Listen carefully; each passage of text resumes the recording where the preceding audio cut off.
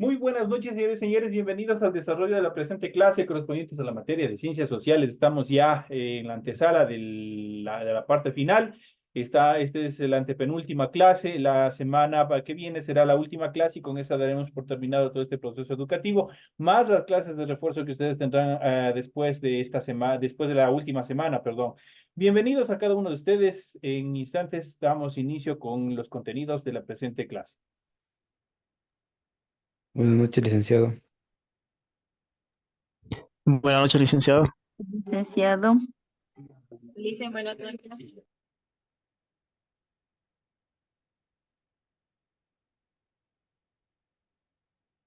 Buenas noches, mis estimados amigos. Bienvenidos al desarrollo de la presente clase. Un gusto poder compartir con ustedes el desarrollo de la presente actividad. Y como es de costumbre, iniciamos el desarrollo de las actividades presentando el documento de la tarea que ustedes tienen habilitado y que corresponde a esta semana. Tienen ustedes en la pantalla el formato para recursos de aprendizaje de tarea.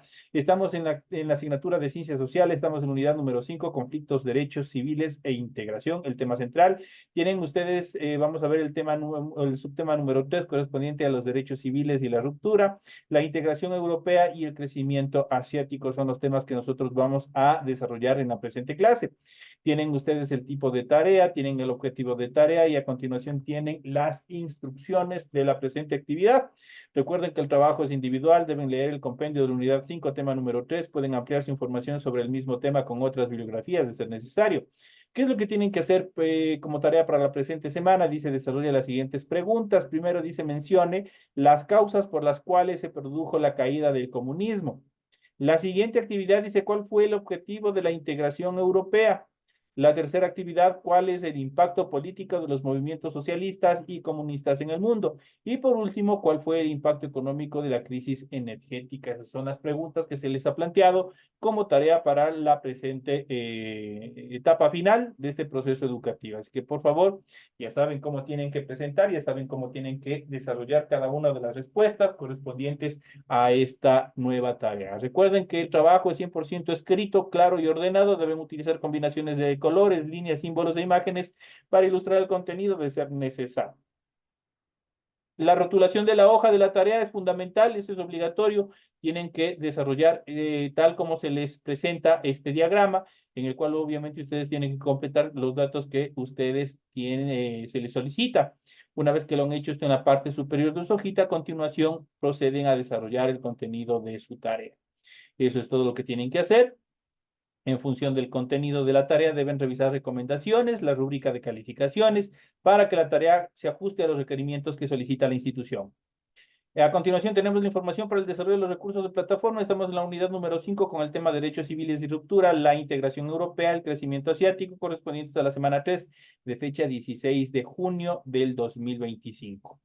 Esta tarea justamente permite entregas desde el 16 de junio, la fecha límite de entrega es el 30 de junio y la fecha de publicación de la calificación será hasta el 4 de julio del 2025. Tienen ustedes ya un tiempo todavía bastante cómodo para poder presentar esta última actividad. Tienen hasta el 30 de este mes para poder presentar esta última actividad. Entonces ya aquí tienen toda la información pertinente en función del desarrollo de esta última actividad, de todo este proceso educativo. Este es con la tarea con la cual cerramos todo este proceso educativo.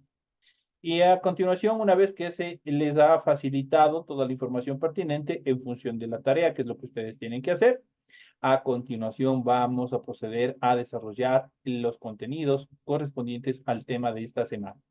Y vamos a hablar sobre los conflictos, los derechos civiles y también la integración. Luego de la separación de Ecuador de la Gran Colombia, obviamente se dio una serie de procesos en los cuales se buscaba integrar a varios países latinoamericanos en un solo eje, como es la Unión Europea. La Unión Europea es la unión de varios países, o de algunos países, alrededor de 12 países, los cuales están integrados en un solo estado, por decirlo de esta manera, los cuales tienen una constitución, tienen un grupo de leyes, una estructura jurídica y obviamente todos los recursos, todos obviamente se reparte por igual. ¿Qué es lo que han hecho en la Unión Europea? Han buscado eliminar todo proceso de restricciones, todo proceso en cuanto de restricciones en cuanto a la circulación de personas entre países y otros beneficios como por ejemplo el euro, que es una sola moneda, la cual obviamente pueden comercializar con este tipo de moneda a nivel de los países que forman la Unión Europea. Eso como datos preliminares, como datos importantes. Acá en Latinoamérica también se ha buscado justamente generar este proceso de unión. Recordemos que este proceso de integración va mucho más allá de la actualidad, va mucho más allá de nuestros tiempos, pues ya desde la Gran Colombia, desde la antigüedad, desde las guerras mismo de independencia, ya se buscaba, ya se tenía esa idea de formar un gran Estado, como fue la Gran Colombia, lamentablemente por diversas circunstancias políticos, sociales, económicos, demográficos, se tuvo que disolver. Pero vamos a continuar y vamos a ver el cisma político. Los movimientos socialistas y comunistas crecieron y tuvieron enorme impacto en el mundo, pero a inicios de los 60 se dio una ruptura entre la Unión de Repúblicas Socialistas Soviéticas, conocidas como la URSS, y China, por diversas interpretaciones sobre el marxismo y el proceso revolucionario, y también por espacios de influencia internacional. En muchos países se dividieron los partidos comunistas entre sectores afines a Moscú y también a Pekín. Los países de Europa Oriental, varios de Asia y África, Cuba y los partidos comunistas de Europa Occidental apoyaron a los soviéticos. China tuvo menos respaldo, pero el maoísmo creció en el mundo. La división tuvo impactos, intensificó la propaganda de soviéticos y maoístas. Eso coadyuvó al desarrollo de los estudios sociales en los países desarrollados y también durante los países que integran el tercer mundo. Esto generó también una serie de derechos y una serie de estructuras y rupturas que también se dieron, una disolución de determinados imperios. En los 50, en Estados Unidos se elevó la lucha de los afroamericanos por sus derechos civiles. Protestaban contra la discriminación y exigían igualdad efectiva en las votaciones, el trabajo también y los servicios. Se dieron actitudes violentas, pero predominó la tendencia pacifista liderada por Martin Luther King, que logró importantes avances democráticos que impactaron decisivamente en la sociedad norteamericana, pero no constituyeron un serio desafío al sistema capitalista vigente. Una ruptura sacudía a la sociedad estadounidense, la resistencia de la población a la impopular guerra de Vietnam y la derrota dejaron en el público un sentimiento de fracaso y desesperanza. La situación de Vietnam despertó simpatía en todo el mundo. Los vietnamitas se enfrentaron a la mayor potencia del mundo y le estaban ganando. Y de hecho, les ganaron. Dentro de Estados Unidos provocó rechazo y la insurrección de los jóvenes que se negaban a ir a la guerra y de toda la sociedad que veía sus desastrosos resultados en cuanto a la participación de los Estados Unidos en contra de Vietnam. Esto generó una serie de eventos negativos y dentro de ellos podemos hablar de la crisis energética, de todos estos procesos bélicos que se desarrollaron. A inicio de los 60 se desató la llamada crisis energética, cuando los países que eran los mayores productores de hidrocarburos en el mundo, en acuerdo con las grandes compañías petroleras, provocaron una elevación de precios del petróleo que sacudió al mundo entero. La Organización de Países Productores y Exportadores de Petróleo, en sus siglas OPEP, se transformó en uno de los factores de la economía mundial.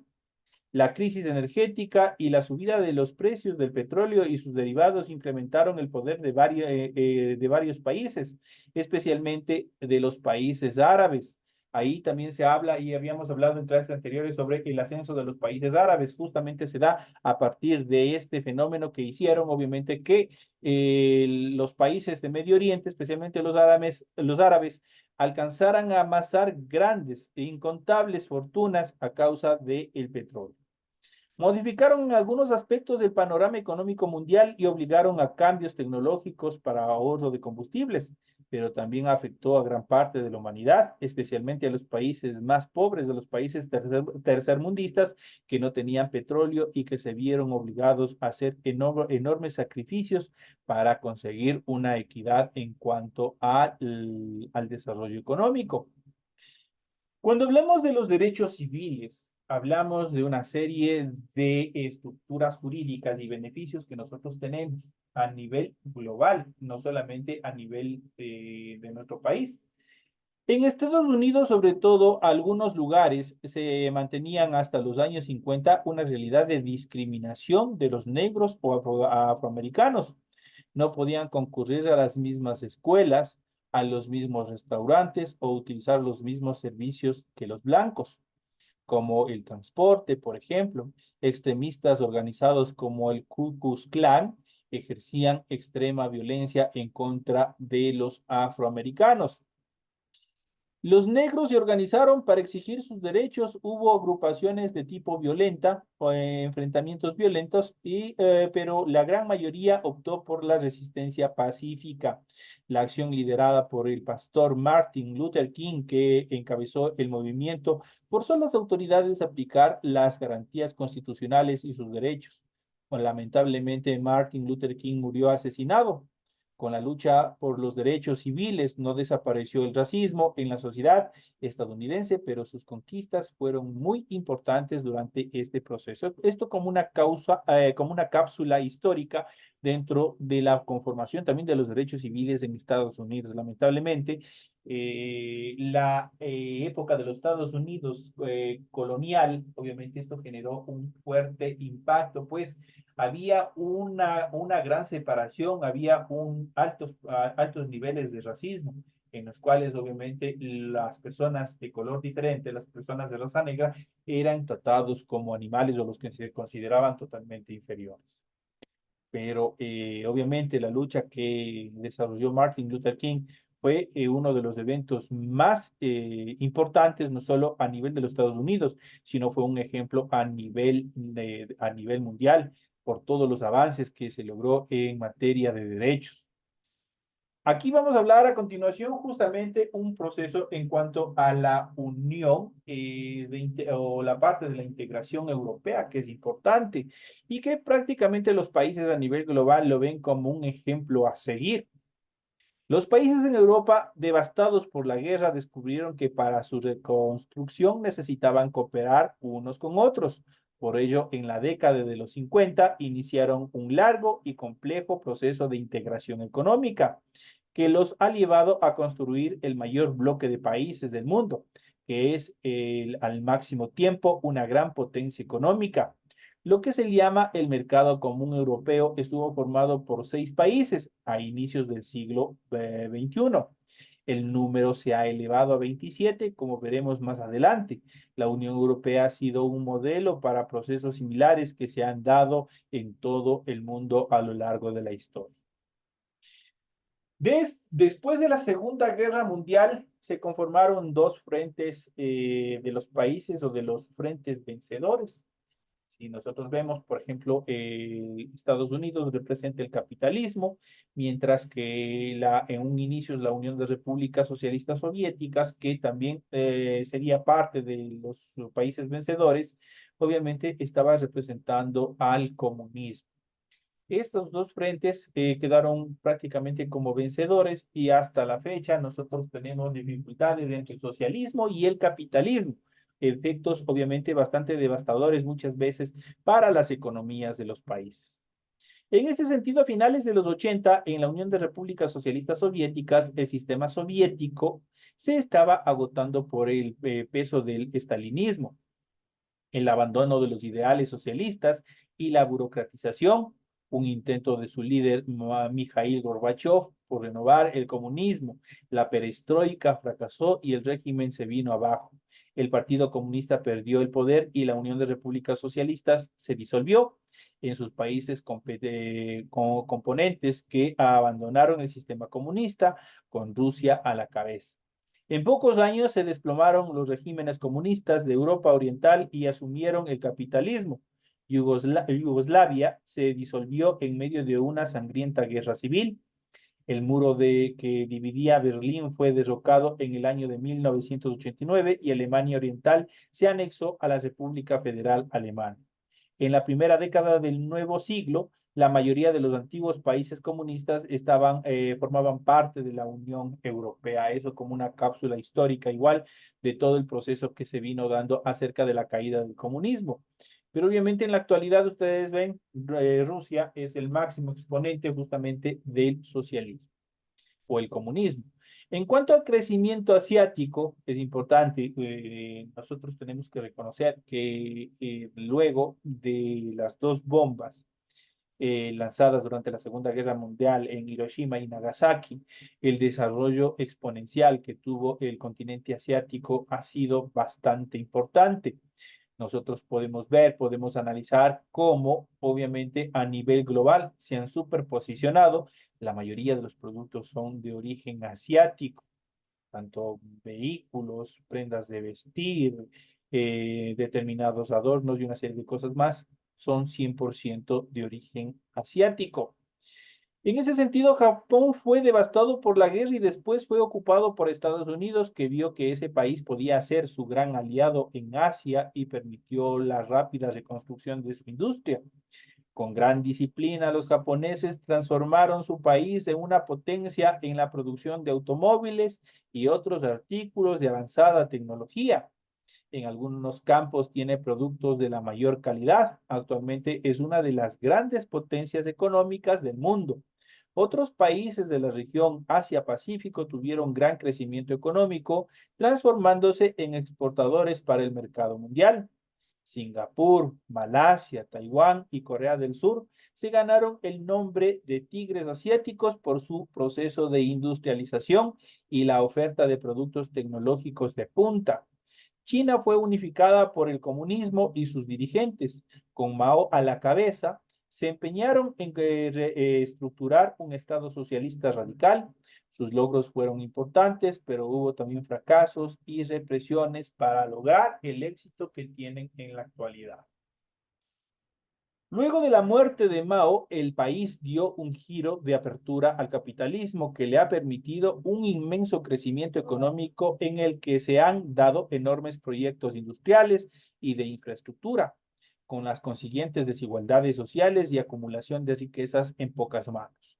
A finales del siglo XX, China realizaba enormes inversiones de construcción de infraestructura y desarrollo tecnológico junto con la India, que también tuvo un gran crecimiento, será con seguridad una potencia con gran poder durante el siglo XXI. Entonces, en este prácticamente hemos podido observar cómo obviamente estas grandes estructuras, obviamente después, incluso ustedes pueden ver en el caso del continente asiático, luego de todo este proceso que se ha desarrollado, obviamente de los fracasos, de las terribles consecuencias a causa de las bombas nucleares, como obviamente en la actualidad se han transformado en grandes potencias de producción, grandes potencias en las cuales nosotros podemos ver y podemos palpar a nivel de supermercados, a nivel de diferentes centros de producción, cómo los productos chinos se han superposicionado. Muchos dicen que los productos chinos son de mala calidad. En este sentido, obviamente podemos decir que la industria china, obviamente se basa en una serie de estándares de producción. No solo se dedican a producir productos de mediana o mala calidad, sino también hay productos con tecnología de punta. Y eso ha permitido que se superposicionen a nivel global como una de las mejores potencias en cuanto a producción y tecnología.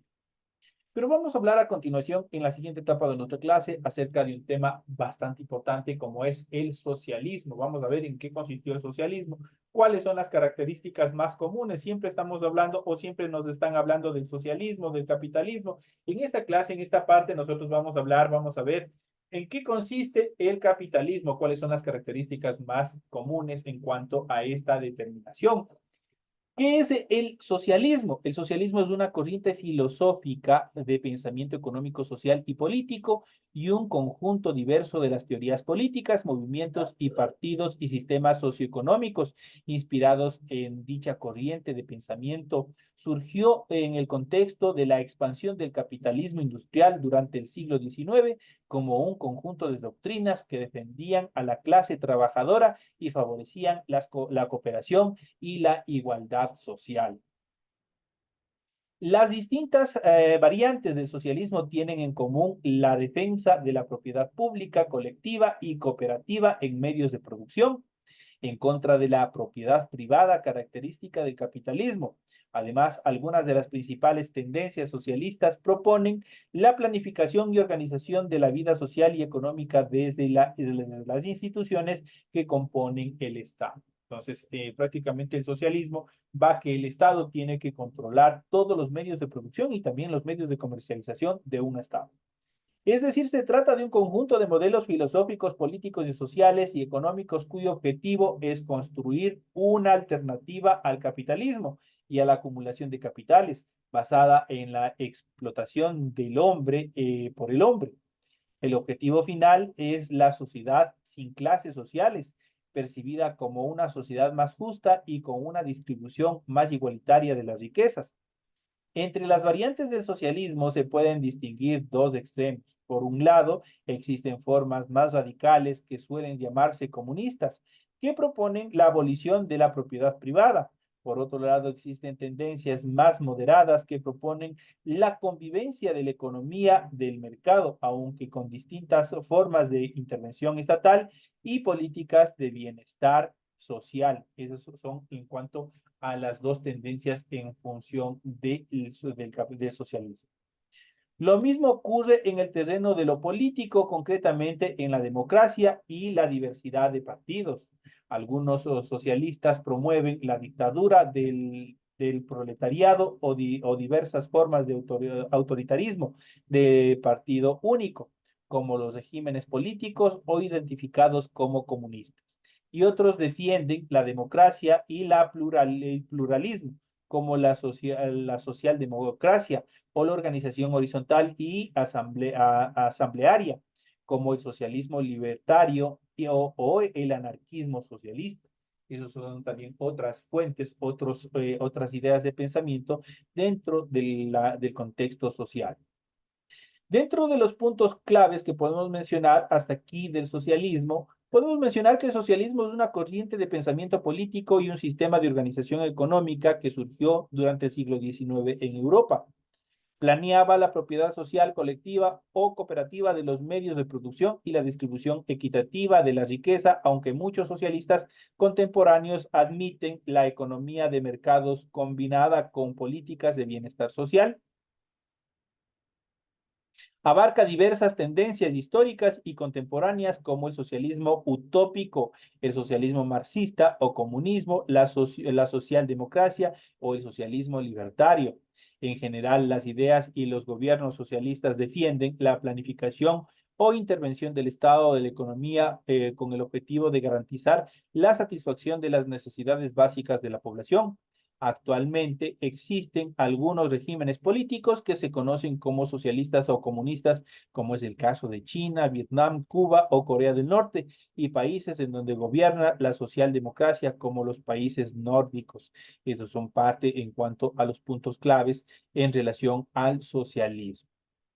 En cuanto a las características del socialismo, si bien los rasgos del socialismo pueden variar enormemente, sus características generales podemos mencionar lo siguiente: limitación o abolición de la propiedad privada en favor de modelos colectivos, cooperativos o comunitarios de propiedad, especialmente de los medios de producción, como las fábricas o las tierras productivas. Énfasis en la producción y en el papel de la clase trabajadora, en la generación de la riqueza y defensa de actividades políticas y sindicales de los obreros a través de sus representantes. Aplicación de diversos métodos de distribución de riqueza, como impuestos, o expropiación a los que más tienen y planes de ayuda económica para quienes menos tienen, con el objetivo de lograr una distribución equitativa o igualitaria de los recursos económicos. Fuerte intervención del Estado en los asuntos económicos y sociales, que en ocasiones puede restringir la democracia y el funcionamiento de los partidos políticos, pero en otros casos puede ser compatible con las libertades políticas. Algunos movimientos socialistas defienden, en cambio, formas descentralizadas u horizontales de organización social. Y por último, en la variante más extrema, podemos mencionar propósitos de alcanzar un modelo de sociedad sin clases sociales, en la que no haya diferencias entre ricos y pobres, sino una distribución equitativa de las riquezas generadas de manera autogestionadas por los trabajadores. Esos son, en este caso, las características en función del socialismo. En esta última etapa, y por último, vamos a ver un poco de la historia del socialismo. El socialismo nació en el seno de la sociedad industrial del siglo XIX, aunque su filosofía posee algunos antecedentes, se pueden rastrear ideas que hoy serían llamadas socialistas o comunistas en textos tan antiguos como los escritos sobre la República de Platón durante los años 427-347 a.C. y en las prácticas comunitarias de los primeros cristianos. El uso del término socialista en el sentido contemporáneo data de alrededor del año 1830. Se usó para describir los movimientos y filosofías políticas más radicales nacidos en Europa poco después de la República Francesa, que responsabilizaba el capitalismo por los malestares sociales de la época. En especial, se llamó así a los seguidores de Gales Robert Owen y a los franceses Henry de Saint-Simon y Charles Fourier. Ellos son prácticamente quienes serían parte del origen mismo de la palabra o del término socialista. Esos movimientos proponían alternativas de la organización social del capitalismo industrial y fueron agrupados bajo el término socialista por el filósofo y periodista Pierre Loriux en su artículo sobre el individualismo y el socialismo publicado en Revue Encyclopédie en el año de 1833. El socialismo clásico fue en gran medida heredero de la Ilustración, que abogaba por el uso de la razón en la comprensión y el mejoramiento de la sociedad. Sus dos cunas fueron Franco e Inglaterra, aunque en su etapa inicial creció un cuerpo unificado de ideas. Contó con importantes pensadores y militantes que alienaron justamente el campo